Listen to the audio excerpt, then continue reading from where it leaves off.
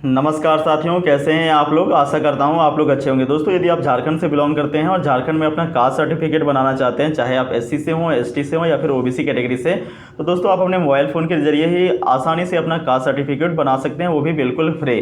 दोस्तों, इसके लिए आपको क्या करना है, सिंपली आपको मोबाइल स्क्रीन के ऊपर आ जाना है और क्रोम ब्राउज़र को ओपन कर लेना है। ओपन करने के बाद दोस्तों आपको टाइप करना है झार सेवा, ठीक है, JHARSEWA। तो झार सेवा टाइप कर लेना है। झार सेवा टाइप करने के बाद देखिए पहले नंबर के ऑप्शन के आपके पहले नंबर ऑप्शन पे आपको झार सेवा का ऑफिशियल वेबसाइट देखने को मिल जाएगा, झारसेवा.झारखंड.gov.in। इसके ऊपर आपको सर्च कर लेना है। सर्च करने के बाद दोस्तों कुछ इस तरह से इंटरफेस आपको दिखाएगा। आपको तीन ऑप्शन यहाँ देखने को मिलते हैं, एक फॉरगॉट पासवर्ड, एक लॉगिन और एक रजिस्टर योरसेल्फ। तो रजिस्टर योरसेल्फ के ऊपर आपको क्लिक कर लेना है। जैसे साथियों यहाँ पे आप क्लिक करते हो, यहाँ पे सर्विस प्लस की वेबसाइट के ऊपर आप आ जाते हो। यहाँ पे अपने आपको रजिस्टर कर लेना है। देखिए यहाँ पे आपको अपना फुल नेम डालना है। नीचे दोस्तों आपको यहाँ पे ईमेल आईडी फिल कर लेना है। देख पा रहे होंगे यहाँ पे ईमेल आईडी फिल करना है और यहाँ पे आपको मोबाइल नंबर फिल कर लेना है, ठीक है। उसके बाद दोस्तों यहाँ पे एक पासवर्ड आपको 8 डिजिट का क्रिएट कर लेना है और यहाँ दोस्तों सिंपली आपको स्टेट झारखंड जो है वो चुन लेना है। दोस्तों मैं यहाँ पे आपको बता देता हूँ कि कैसे आप अपना पासवर्ड को क्रिएट कर सकते हैं। मान लीजिए दोस्तों आपका नाम जो है वो सुरेश है, ठीक है। तो आप कैसे लिखते हैं, कैपिटल S, उसके बाद U, फिर RESS लिखते हैं, ठीक है। तो इस तरह से आप नाम लिख लीजिएगा, कैपिटल लेटर में S, उसके बाद सारा स्मॉल, फिर @ लगा दीजिएगा और फिर 1 2 3 लिख दीजिएगा। इस तरह से दोस्तों आपका जो पासवर्ड है वो 8 डिजिट का हो जाता है। कैपिटल लेटर्स भी आ जाते हैं, स्मॉल लेटर्स भी आ जाते हैं और यहाँ पे आपका न्यूमेरिक की भी आ जाता है और सिंबल भी आ जाता है। इस तरह से आप पासवर्ड क्रिएट करते हैं दोस्तों, तो आपका पासवर्ड जो है वो इजीली क्रिएट हो जाता है, ठीक है। उसके बाद आपको सिंपली कैप्चा फिल कर लेना है और कैप्चा फिल करने के बाद यहाँ पे आपको सबमिट का बटन दिया गया है। सबमिट वाले बटन के ऊपर आपको क्लिक कर लेना है। जैसे ही आप सबमिट वाला बटन के ऊपर क्लिक करते हो दोस्तों, वैसे ही आपके मोबाइल नंबर जो आपने डाला है अभी और ईमेल आईडी डाला है उसके अंदर लॉगिन आईडी और पासवर्ड भेज दिया जाता है। उसके बाद दोस्तों आपको बैक आ जाना है और बैक आने के बाद फिर से जो है वो झार सेवा की वेबसाइट के ऊपर लॉगिन कर लेना है। बैक आने के बाद दोस्तों देखिए यहाँ पे आपको देखने को मिल जाएगा लॉगिन का ऑप्शन। तो सिंपली लॉगिन के ऑप्शंस के ऊपर आपको क्लिक कर लेना है। उससे पहले दोस्तों डेस्कटॉप साइट में यहाँ पे आपका डेस्कटॉप साइट में अपना क्रोम ब्राउजर को ओपन कर लेना है। डेस्कटॉप साइट में ओपन करने के लिए दोस्तों यहाँ पे 3 डॉट्स बने हुए हैं। सिंपली 3 डॉट के ऊपर आपको क्लिक, दोस्तों 3 डॉट के ऊपर जैसे ही आप क्लिक करते हो यहाँ पे स्क्रॉल करते हुए नीचे जाना है। नीचे आपको देखने को मिल जाएगा डेस्कटॉप साइट, ठीक है। तो डेस्कटॉप साइट के ऊपर जो चेकबॉक्स लगा हुआ है, इसमें चेकबॉक्स में आपको टिक कर देना है। जैसे ही टिक कर देते हैं दोस्तों, आपका जो मोड हो जाता है वो आपका डेस्कटॉप साइट में ओपन हो जाता है, ठीक है। उसके बाद दोस्तों लॉगिन वाला ऑप्शन के ऊपर आपको क्लिक कर लेना है। दोस्तों जैसे लॉगिन के ऑप्शन के ऊपर आप क्लिक कीजिएगा, यहाँ पे लॉगिन आईडी मांगा जाएगा, यहाँ पे पासवर्ड और यहाँ पे कैप्चा आपको भरना होता है। लॉगिन आईडी दोस्तों जो आपने ईमेल आईडी यहाँ पे डाला था अभी सर्विस प्लस की वेबसाइट पे रजिस्टर करने टाइम, वही आपका लॉगिन आईडी हो जाएगा और जो पासवर्ड आपने क्रिएट किया था वही पासवर्ड यहाँ पे हो जाएगा, ठीक है। यहाँ पे फिल कर लेना है। उसके बाद कैप्चा फिल कर लेना है दोस्तों। उसके बाद आपको लॉगिन कर लेना है। चलिए साथियों यहाँ पे मैं लॉगिन कर लेता हूँ। दोस्तों देख सकते हैं फाइनली मैंने यहाँ पे अपना लॉगिन आईडी डाल लिया है, पासवर्ड भी फिल कर लिया है, उसके बाद यहाँ पे कैप्चा भी फिल कर लिया है। सिंपली लॉगिन का ऑप्शन दिया गया दोस्तों, लॉगिन के ऑप्शन के ऊपर आपको क्लिक कर लेना है। जैसे ही आप लॉगिन के ऑप्शन के ऊपर क्लिक करते हो, सर्विस प्लस के ऑफिशियल वेबसाइट के अंदर आप जो है वो प्रवेश कर जाते हो। यहाँ पे फिर देखिए अप्लाई फॉर सर्विसेज का आपको ऑप्शन देखने को मिल जाएगा दोस्तों, अप्लाई फॉर सर्विसेज, ठीक है। तो अप्लाई फॉर सर्विसेज का ऑप्शन के ऊपर आपको क्लिक कर लेना है। जैसे आप यहाँ पे क्लिक करते हो दोस्तों, व्यू ऑल अवेलेबल सर्विसेज के ऊपर आपको क्लिक कर लेना है। जैसे व्यू ऑल अवेलेबल सर्विसेज के ऊपर क्लिक करते हो दोस्तों, कुछ इस तरह से आपके सामने इंटरफेस खुल करके आ जाता है। झार सेवा के ऊपर जितने भी सर्विसेज है, ठीक है, जितने भी आपको सर्विसेज यहाँ पे झार सेवा के ऊपर उपलब्ध होते हैं दोस्तों, वो सारे सर्विसेज आपको यहाँ पे देखने को मिल जाएंगे। यहाँ पे देखिए सर्विस नेम लिखा हुआ है, ये पेज 1 है दोस्तों, ठीक है। ऐसे ऐसे कई पेज है यहाँ पे। तो पेज 1 के अंदर यहाँ पे सर्विस नेम आपको देखने को मिलेगा और डिपार्टमेंट नेम देखने को मिलेगा। दोस्तों आज की इस वीडियो में मैं आपको बताने वाला हूँ कि आप ओबीसी का कास्ट सर्टिफिकेट जो है वो कैसे बना सकते हो, ठीक है। तो यहाँ पे आपको ढूंढ लेना है कि ओबीसी का जो कास्ट सर्टिफिकेट है वो कहाँ इस पहले पेज के अंदर है या फिर नहीं है। तो यहाँ पे देख सकते हैं दोस्तों, यहाँ पे आपको ओबीसी का कास्ट सर्टिफिकेट जो है वो देखने को नहीं मिल रहा है, ठीक है। तो सिंपली आपको पेज 2 के अंदर आ जाना है। देख पा रहे होंगे पेज 2 का भी ऑप्शन यहाँ पे दिया गया है। तो देखिए दोस्तों फाइनली यहीं पे पहले पेज के अंदर ही 10वें नंबर यहाँ पे कॉलम के अंदर caste certificate for EBC 1 and BC 2 non creamy layer यहाँ पे दिया गया है, ठीक है। यदि आपको SC का बनाना है या फिर ST का बनाना है दोस्तों, तो यहाँ पे आपको दिया गया है, लेकिन ये माइग्रेंट वाला है, ठीक है। माइग्रेंट वाला में आपको नहीं करना है, चूंकि आप झारखंड के ही वासी हैं तो भाई आपको झारखंड वाला में चला जाना है। जैसे कि देखिए यहाँ पे SC ST का कोई नहीं है, तो सिंपली यहाँ पे पेज नंबर 2 के अंदर चले जाना है दोस्तों। पेज नंबर 2 के अंदर आप जाओगे तो SC ST का भी आपको देखने को मिल जाएगा।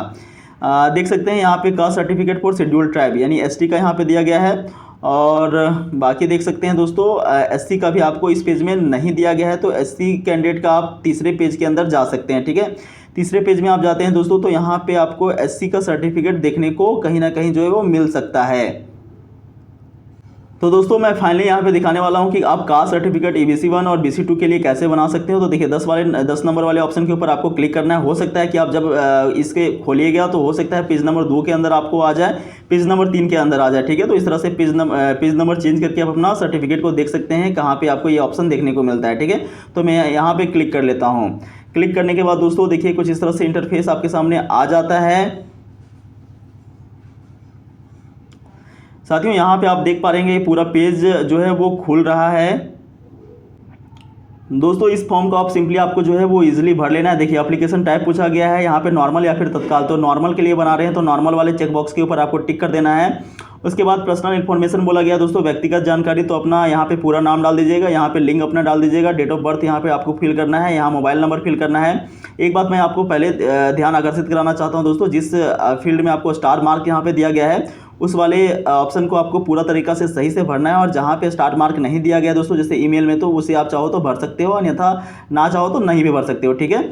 उसके बाद दोस्तों यहाँ पे देखिए रिलीजन, आप जो भी धर्म के होंगे उस धर्म का यहाँ पे सिलेक्ट कर लेना है। जैसे कि मैं यहाँ पे हिंदू हूँ तो यहाँ पे हिंदुइज्म यहाँ पे मैं सिलेक्ट कर लेता हूँ, ठीक है। कैटेगरी यहाँ पे चूज कर लीजिएगा दोस्तों, आप OBC से हैं तो OBC कैटेगरी यहाँ पे चूज कर लीजिएगा, यानी BC 1 या फिर BC 2। यदि आप OBC 1 है तो आप EBC 1 सेलेक्ट कीजिएगा, यदि BC 2 है तो यहाँ से BC 2 आप सेलेक्ट कर लीजिएगा, ठीक है। मैं यहाँ पे BC 2 सेलेक्ट कर लेता हूँ। यहाँ पे कास्ट सेलेक्ट कर लीजिएगा दोस्तों, कई सारे कास्ट हैं। तो मैं यहाँ पे दोस्तों बनिया, देखिए बनिया राकी है, बनिया रोनियार है, तो मैं यहाँ कुशवाहा कोयरी हूँ तो यहाँ कुशवाहा कोयरी मैं यहाँ पे सिलेक्ट कर लेता हूँ। देख सकते हैं दोस्तों कुशवाहा कोयरी का यहाँ पे ऑप्शन देखने को मिल जाता है यहाँ पे, तो मैं इसे सिलेक्ट कर लेता हूँ। उसके बाद दोस्तों यहाँ पे अपना फादर का डिटेल डालना है, फादर का नाम यहाँ पे लिख देना है, और कास्ट ऑफ फादर तो ऑटोमेटिकली सिलेक्ट हो जाएगा। उसके बाद मैरिटल स्टेटस, आवेदक की वैवाहिक स्थिति, यहाँ पे आवेदक की वैवाहिक स्थिति पूछ रही है, ठीक है, पूछा जा रहा है। तो भाई आपका शादी हुआ है तो यहाँ पे यस कर दीजिएगा, मैरिड है तो मैरिड, अनमैरिड है तो अनमैरिड। तो दोस्तों मैं अनमैरिड हूँ तो मैं यहाँ पे अनमैरिड सेलेक्ट कर लेता हूँ, ठीक है। उसके बाद देखिए आपका परमानेंट एड्रेस पूछा जा रहा है, स्थायी पता, तो यहाँ पे विलेज लिख दीजिएगा, विलेज में अपना गांव का नाम, यहाँ पे अपना गांव का नाम लिख देना है। यहाँ पे कंट्री ऑटोमेटिकली सिलेक्टेड रहेगा दोस्तों, यहाँ पे स्टेट ऑटोमेटिकली सिलेक्टेड रहेगा। डिस्ट्रिक्ट यहाँ से चुन लेना है दोस्तों, यहाँ से आपको अनुमंडल चुन लेना है, यहाँ आपका अंचल। उसके बाद साथियों यहाँ पे अपना पोस्ट का नाम लिख देना है, यहाँ पे थाना का नाम लिखना है, मोहल्ला में आप अपना विलेज का नाम लिख सकते हैं। पिन नंबर में आप अपना पिन नंबर जो गांव का होगा वो दोस्तों वो डाल दीजिएगा। उसके बाद देखिए लोकेशन, स्थान के पूछा गया है कि आप ग्रामीण क्षेत्र से हैं, म्यूनिसिपलिटी से हैं, म्यूनिसिपल कॉर्पोरेशन से है, NAC है, नगर पंचायत से हैं, या कंटेनमेंट बोर्ड से हैं। दोस्तों आप ग्रामीण क्षेत्र से हैं तो सिंपली ग्रामीण क्षेत्र वाला जो चेक बॉक्स है उसमें टिक कर लीजिएगा। इसके बाद आपको देखिए ब्लॉक यहाँ से सिलेक्ट कर लेना है, ग्राम पंचायत सेलेक्ट करना है, गाँव का नाम यहाँ पे सिलेक्ट कर लेना है, ठीक है। उसके बाद देखिए प्रेजेंट एड्रेस लिखना है, वर्तमान पता। तो भाई आपका अगर प्रेजेंट एड्रेस अलग है तो आप यहाँ पे अलग डालिएगा, यदि प्रेजेंट एड्रेस और परमानेंट एड्रेस, ठीक है, स्थायी पता और वर्तमान पता दोनों सेम है तो दोनों आपको सेम डाल देना है। जिस तरह से आपने ऊपर भरा था परमानेंट एड्रेस यानी स्थायी पता, उसी तरह से यहाँ पे भी सिंपली सेलेक्ट कर लेना है। यहाँ पे गाँव का नाम, यहाँ पे भी गाँव का नाम, यहाँ पे अपना कंट्री इंडिया ऑटोमेटिकली सेलेक्ट आपको कर लेना है, स्टेट झारखंड, डिस्ट्रिक्ट के अंदर जिला, डिस्ट्रिक्ट के अंदर अपना डिस्ट्रिक्ट जो है वो सिलेक्ट कर लीजिएगा, थाना, उसके बाद यहाँ पे पोस्ट और यहाँ पे अपना पिन नंबर डाल लीजिएगा, ठीक है। उसके बाद दोस्तों यहाँ पे देखिए पिता का विवरण पूछा गया है, तो मैं पहले ही क्लियर कर चुका हूँ कि भाई जहाँ पे स्टार मार्क लगा है उसे ही भरना अनिवार्य है। जैसे पैन नंबर में यहाँ पे स्टार मार्क नहीं लगा है तो इसे भरना अनिवार्य नहीं है, ठीक है। तो पिता का डिटेल में यहाँ पे ऑक्यूपेशन में फार्मर डाल दीजिएगा, अगर पिताजी किसान है तो यहाँ पे फार्मर डाल दीजिएगा, ठीक है। उसके बाद देखिए यहाँ पे पूछा जा रहा है दोस्तों, क्या आवेदक के पिता संवैधानिक पद धारण करते हैं? Does applicants father hold a constitutional post, मतलब आपके पिताजी कोई संवैधानिक पद पर हैं, जैसे राष्ट्रपति, प्रधानमंत्री, मुख्यमंत्री, विधायक, सांसद, कुछ भी है? तो भाई नहीं है तो नहीं पे नहीं वाला चेक बॉक्स में ऑटोमेटिकली सिलेक्टेड रहेगा, यदि है तो यस वाले पे टिक अप कर लीजिएगा, ठीक है। उसके बाद देखिए पूछा गया क्या आवेदक के पिता केंद्र राज्य पब्लिक सेक्टर में कार्यरत हैं, यानी कि आपके पिताजी जो है गवर्नमेंट जॉब वाले हैं, तो भाई हैं तो यस में टिक कीजिएगा, अन्यथा नहीं पे रहने दीजिएगा, ठीक है। उसके बाद देखिए क्या आवेदक के पिताजी अंतर्राष्ट्रीय संगठन में काम करते हैं, आपके फादर जो है वो इंटरनेशनल ऑर्गेनाइजेशन में काम करते हैं, तो ऑटोमेटिकली इसे नहीं रहने देना है, क्योंकि आपके पिताजी तो इंटरनेशनल क्षेत्र में काम नहीं करते होंगे, ठीक है।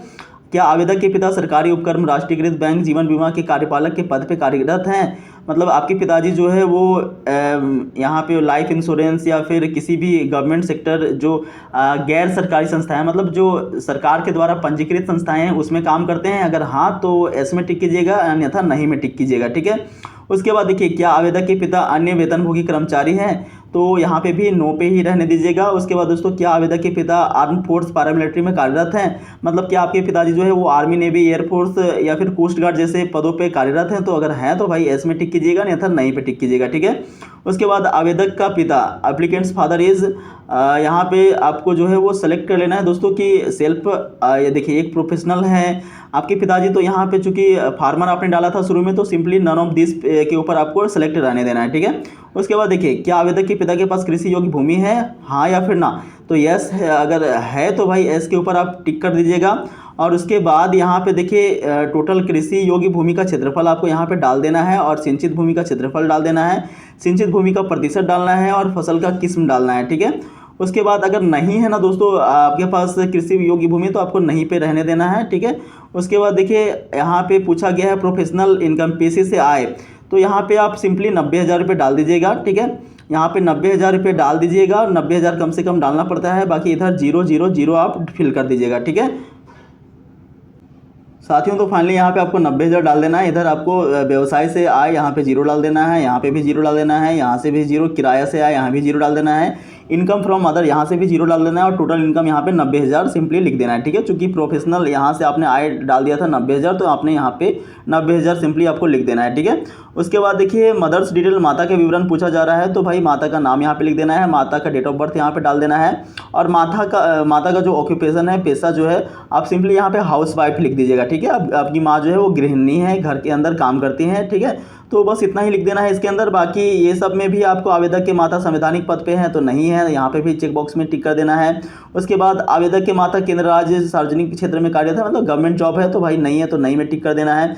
अंतर्राष्ट्रीय संगठन में आपकी माता काम करती है, नहीं तो नहीं में टिक कर देना है। उसके बाद यहाँ पे आवेदक की माता जो है वो कोई भी गवर्नमेंट बैंक या फिर यहाँ पे प्राइवेट सेक्टर के बैंक में काम करती है, तो नहीं में टिक कर देना है। ठीक है। उसके बाद दोस्तों, यहाँ पे पूछा गया है कि आवेदक की माता अन्य वेतनभोगी कर्मचारी है, तो यहाँ पे वेतनभोगी कर्मचारी नहीं है तो नहीं में रहने देना है। उसके बाद आपकी माता जो है वो आर्मी फोर्सेस पैरामिलिट्री फोर्सेस में है क्या, बीएसएफ, सीआरपीएफ, सीएसएफ या फिर army, navy, air force, coast guard ऐसे क्षेत्रों में है, तो नहीं तो भाई नहीं के अंदर आपको सिलेक्ट कर लेना है। ठीक है। उसके बाद आवेदक की माता बोला गया है, तो इसमें नन ऑफ दिस में ही सिलेक्ट रहने देना है। उसके बाद क्या आवेदक की माता के पास कृषि योग्य भूमि है, तो नहीं कर देना है। ठीक है। अब माता के पास में कहाँ भूमि होता है, सारा भूमि तो पिता के नाम पर ही होता है। ठीक है। यहाँ पे देखिए, पेशे से आय पूछा गया है, तो पेशे से आय में आप जो है, अब दोस्तों माता का यहाँ पे पेशा पूछा जा रहा है, मतलब माता का जो इनकम है पेशे से आय कितना है, तो भाई माता का आय थोड़ा ना होता है, तो यहाँ पे आप चाहो अपने हिसाब से डाल देना, लेकिन 1 लाख से कम डालना है। ठीक है। बाकी इधर जो है वो 0 डाल देना है दोस्तों। यहाँ पे व्यवसाय से आए, किराया से आए, यहाँ पे आए, और यहाँ पे दोस्तों टोटल इनकम में जो आप शुरू में डालिएगा वो डाल देना है। ठीक है, अपने हिसाब से, लेकिन 1 लाख से यहाँ पे आपको कम डाल लेना है। उसके बाद साथियों ये सब ऑटोमेटिकली आपका सेलेक्ट रहेगा, इसमें आपको कुछ छेड़छाड़ नहीं करना है। आपको स्क्रॉल करते हुए नीचे आ जाना है, यहाँ पे एस वाला जो चेक बॉक्स है इसमें टिक रहने देना है दोस्तों। उसके बाद additional detail apply to the office यहाँ पे लिखा हुआ है, तो ये जब ऊपर आप भरेंगे ना दोस्तों, तो अपने आप जो है ये ऑटोमेटिकली आपका सेलेक्ट हो जाएगा। और नहीं सेलेक्ट होता है दोस्तों, तो यहाँ पे देखिए जैसे ही क्लिक करते हैं तो लोकेशन टाइप पूछा जाता है, तो यहाँ से आप सर्च करते जाइएगा, लाइन डिपार्टमेंट पूछा जाता है। फिर यहाँ पे देखिए डिपार्टमेंटल लेवल पूछा जाता है, मतलब रेवेन्यू कर्मचारी से बनाना चाहते हैं या फिर सीओ से बनाना चाहते हैं या एसडीओ से बनाना चाहते हैं, तो वो डिवीज़न पूछा जा रहा है। तो ये धीरे धीरे जो है वो आपको सेलेक्ट कर लेना है। ठीक है, जिस डिवीज़न में आप होंगे।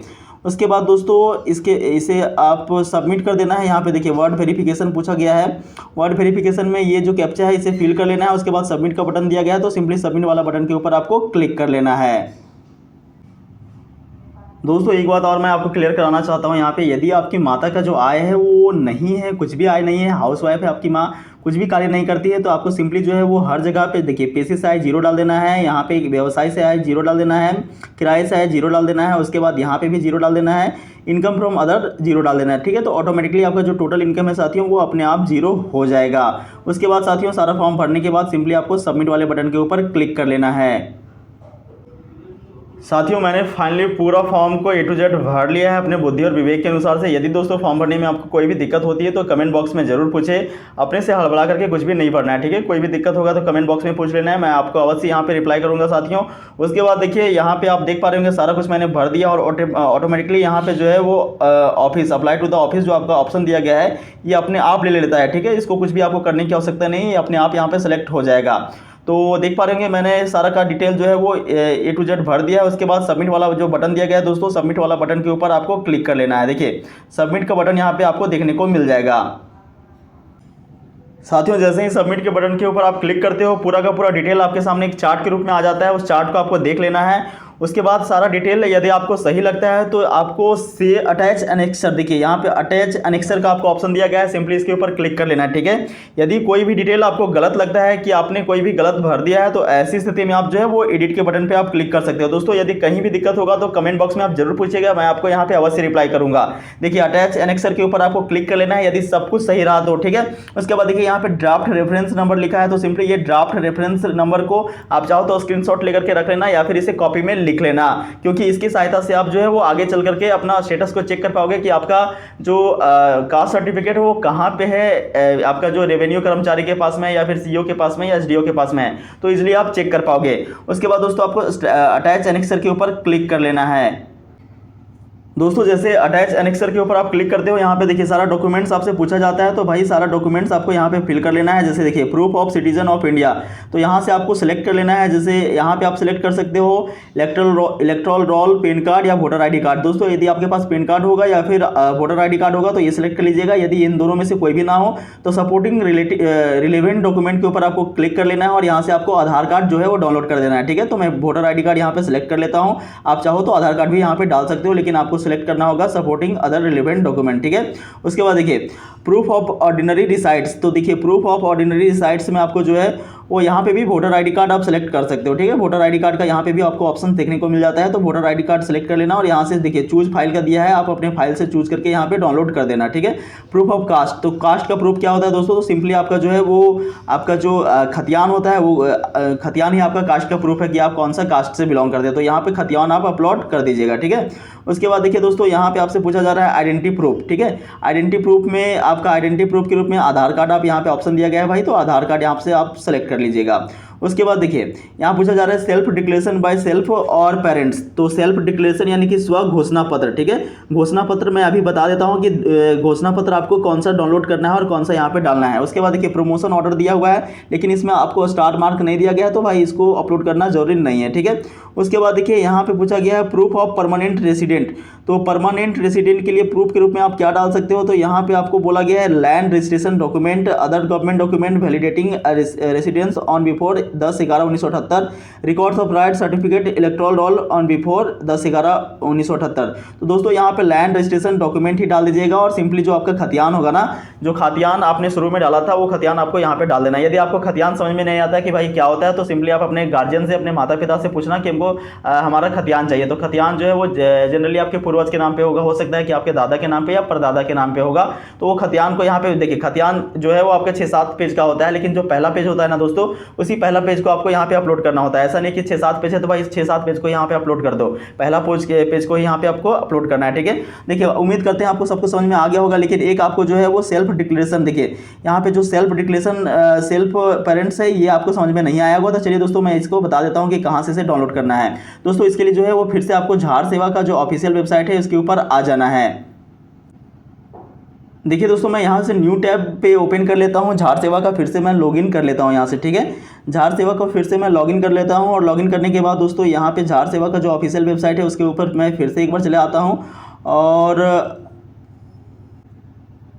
देखिए दोस्तों झाड़ सेवा का ऑफिशियल वेबसाइट के अंदर मैं फिर से एक बार आ चुका हूँ और यहाँ पे देखिए आपको डाउनलोड डिक्लेरेशन दिया गया है, तो सिंपली डाउनलोड डिक्लेरेशन के ऊपर आपको क्लिक कर लेना है। जैसे ही आप यहाँ पे क्लिक करते हो दोस्तों आपके सामने डिक्लेरेशन घोषणा पत्र जो है वो डाउनलोड हो जाता है, ठीक है। देखिए ये डाउनलोड हो रहा है, तो थोड़ी सी आपको सब्र कर लेनी है। फाइनली दोस्तों ये डाउनलोड हो चुका है और आपको स्क्रॉल करते हुए इसे नीचे आ जाना है, ठीक है। नीचे आने के क्रम में यहाँ पे आपको एक घोषणा पत्र देखने को मिल जाएगा जो कि SC ST और OBC 1 और OBC 2 के लिए यहाँ पे है, ठीक है। देखिए यहाँ पे आपको, हाँ ये चीज़ ही आपको देख लीजिए, पेज नंबर आपको 4 में मिल जाएगा। यहाँ पे आप देख पा रहे हैं दोस्तों, ये आपका पेज नंबर 4 है, प्रपत्र 2 है। स्व घोषणा पत्र दिया गया है। स्वयं के अनुसूचित जाति, अनुसूचित जनजाति, अत्यंत पिछड़ा वर्ग, अनुसूची 1, पिछड़ा वर्ग, अनुसूची 2 प्रमाण पत्र हेतु, ठीक है। तो दोस्तों इसके लिए आपको जो है यहाँ पे अपना नाम डाल देना है, यहाँ पिता का नाम भर लेना है, यहाँ पे जो है वो मोहल्ला यानी अपना गांव का नाम, यहाँ पे अपना प्रखंड, डाकघर, थाना, अनुमंडल, जिला, पिन कोड, राज्य भर लेना है, ठीक है। उसी तरह से यहाँ पे भी आपका फुलफिल कर लेना है सब कुछ। मैं यहाँ अपना नाम, पिता का नाम, झारखंड राज्य, और झारखंड में कितने वर्ष से आप यहाँ से झारखंड में कितने वर्षों से रह रहे हो। तो भाई ऑब्वियस सी बात है, झारखंड 2000 में बना है तो 2000 से ही आप रह रहे होंगे, ठीक है। उसके बाद यहाँ पे भी सब कुछ A to Z सही जानकारी आपको भर देनी है दोस्तों, सब कुछ आपको समझ में आ जाएगा। यहाँ पे देखिए छठे नंबर पे आपको थोड़ा सा ध्यान आपको रखना है। यहाँ पे अपना पंचायत का नाम, खतियानी रैयत, आपका जो खतियान है वो किसके नाम पे है। मौजा का नाम, मौजा का मतलब होता है दोस्तों गाँव का नाम, तो गाँव का नाम यहाँ पे डाल दीजिएगा, खाता नंबर डाल दीजिएगा, प्लॉट नंबर डाल दीजिएगा, ठीक है। उसके बाद देखिए यहाँ पे खतियानी रैयत का नाम पूछा गया है, मतलब खतियान किसके नाम पे है। रैयत मतलब होता है भाई खतियान जो है वो किसके नाम पे है, तो यहाँ पे अपने खतियान का किसके नाम पे उनका नाम डाल दीजिएगा। देखिए प्रथम पीढ़ी, द्वितीय पीढ़ी, तृतीय पीढ़ी और चतुर्थ पीढ़ी, इसको आपको थोड़ा सा समझना होगा। देखिए दोस्तों चतुर्थ पीढ़ी में आप जो है वो अपना नाम लिख दीजिएगा, चूंकि आप आवेदन कर रहे हैं तो यहाँ पे अपना नाम लिख करके यहाँ पे ब्रैकेट डाल दीजिएगा और यहाँ पे आवेदक लिख दीजिएगा, ठीक है। क्योंकि आपने आवेदन किया है कास्ट सर्टिफिकेट के लिए तो ये आप यहाँ पे डाल दीजिएगा। उसके बाद तृतीय पीढ़ी में अपने पिताजी का नाम, यहाँ द्वितीय पीढ़ी में अपने दादाजी का नाम, और प्रथम पीढ़ी में अपने जो है वो परदादा का नाम यहाँ पे लिख दीजिएगा, ठीक है। उसके बाद दोस्तों सिंपली आपको इसे डाउनलोड करके फुलफिल सही तरीके से भर लेना है। यहाँ पे आवेदक का सिग्नेचर दिया गया तो आवेदक का सिग्नेचर करवा लेना है, देखिए कहीं से भी कोई सा भी दुकान में जाकर के आप जो है ये आप प्रिंट आउट निकलवा सकते हैं और इसको सही से भर करके आप अपने मोबाइल से फोटो खींच करके इसे अपलोड कर सकते हैं, ठीक है। दोस्तों सब कुछ अपलोड करने के बाद देखिए सेव एनेक्सर का आपको ऑप्शन दिया गया है। सिंपली सेव एनेक्सर के ऊपर आपको क्लिक कर लेना है। जैसे ही सेव एनेक्सर के ऊपर आप क्लिक करते हैं दोस्तों, एक्नॉलेजमेंट स्लिप जो है वो डाउनलोड हो जाता है। दोस्तों सबमिट करते ही आपके सामने एक्नॉलेजमेंट स्लिप यानी पावती जो है वो डाउनलोड हो जाता है। इसे आपको जो है वो प्रिंट आउट निकलवा लेना है या फिर अपने आप पास में सेव कर लेना है, ठीक है। उसके बाद अपना एप्लीकेशन का स्टेटस भी आपको चेक कर लेना है दोस्तों। चलिए मैं आपको बता देता हूँ कि आप अपना एप्लीकेशन को कैसे ट्रैक कर सकते हैं कि ये कहाँ पे है, अभी कहाँ पे अटका हुआ है और कब कितने दिनों में बनेगा। दोस्तों एप्लीकेशन को अपना ट्रैक करने के लिए फिर से झार सेवा का ऑफिशियल वेबसाइट के अंदर आ जाना है और यहाँ पे आपको देखिए no status of your application लिखा हुआ है, no status of your application. तो सिंपली इसके ऊपर आपको क्लिक कर लेना है और यहाँ क्लिक करने के बाद दोस्तों यहाँ पे जो है कुछ इस तरह से इंटरफेस आपके सामने आ जाएगा और यहाँ पे आपसे पूछा जाएगा कि through application reference number, through OTP application detail. तो यदि आपको जो अभी पावती जो आप मिला था दोस्तों उसमें आपका एप्लीकेशन रेफरेंस नंबर मिला था तो सिंपली चेकबॉक्स के ऊपर आप क्लिक कर दीजिएगा और यहाँ पे अपना रेफरेंस नंबर डाल दीजिएगा और जो कैप्चा है दोस्तों इसे फिल कर लीजिएगा और फिर सबमिट वाला बटन पे क्लिक कर लीजिएगा। आपको जो है अपना एप्लीकेशन का स्टेटस देखने को मिल जाएगा। दोस्तों ये था पूरा कास्ट सर्टिफिकेट बनाने का प्रोसेस। यदि कोई दिक्कत रह गया हो तो कमेंट बॉक्स में जरूर पूछे, मैं आपको यहाँ पे अवश्य रिप्लाई करूंगा। मिलते हैं साथियों अगले वीडियो में, तब तक के लिए नमस्कार।